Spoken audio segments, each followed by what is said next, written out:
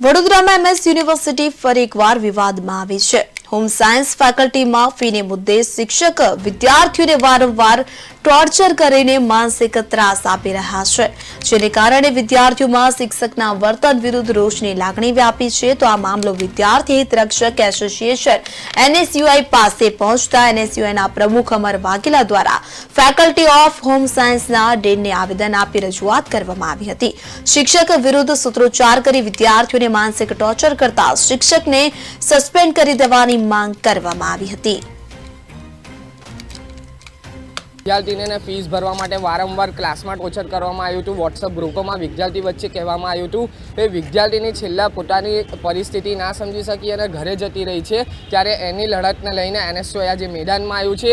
એ મેડમનું નામ છે નીતુ લડત। એ મેડમને અમે સસ્પેન્ડની પણ માંગ કરી છે। સાથે સાથે કહેવામાં માંગીશ કે વિદ્યાર્થીઓને 1.5 લાખ રૂપિયાની ફીસ ભરવાની હોય તો એમને ઇન્સ્ટોલમેન્ટ આપવામાં આવે, કારણ કે આ સુસાઇડ અટેમ્પ જે બનતા હોય વિદ્યાર્થીઓના, ક્યાંક ને ક્યાંક ભણતર સારું ના હોઈ શકે કે ફાઇનાન્શિયલ કન્ડિશન સારી ના હોઈ શકે, એના કારણે બનતું હોય છે। ડીન મેડમે ખાતરી આપી છે કે 24 કલાકમાં આ વસ્તુનું નિરાકરણ લાવીશું અને વિદ્યાર્થીઓને ફીસ ભરવા માટે અમે ઇન્સ્ટોલમેન્ટની ફેસિલિટી